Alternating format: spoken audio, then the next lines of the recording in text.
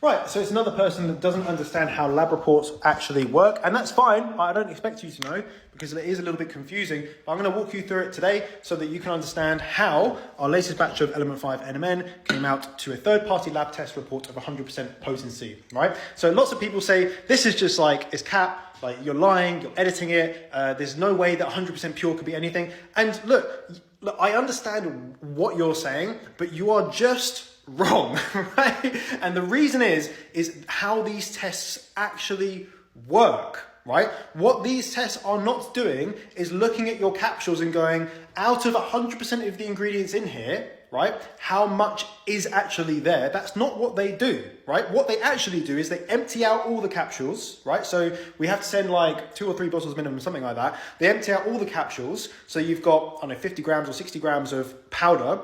They then take that powder and then analyze it. And then they say, out of the powder that was analyzed, right? So out of the stuff that was there, the NMN, how much of it was like potent, right? How much of it was actually working? And they do that through like I think it's like a spectromograph or something like that, where it's like spikes on a graph. Now, what that does is then references what it should look like based upon a baseline standard. And the lab that we use is pretty much the only lab that you can get this stuff done at. It's in America, which is a bit frustrating. They do thousands of these. They have a very good test protocol. It's one of the ones that pretty much everyone uses because of this. So they have a baseline standard of what they're looking for to be 100%, right? In terms of from the labs.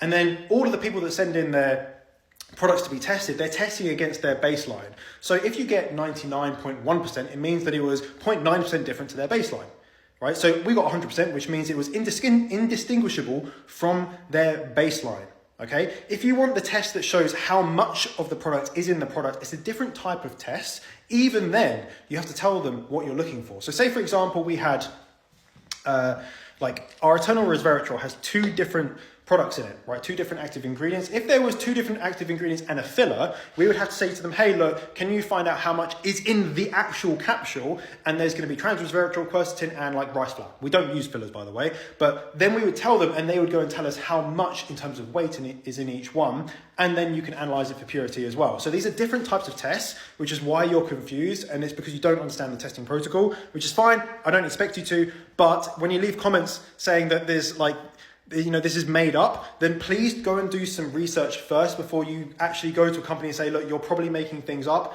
and you try to essentially slander us saying that we're doing something illegal when we're not. It's you just don't understand what you're talking about.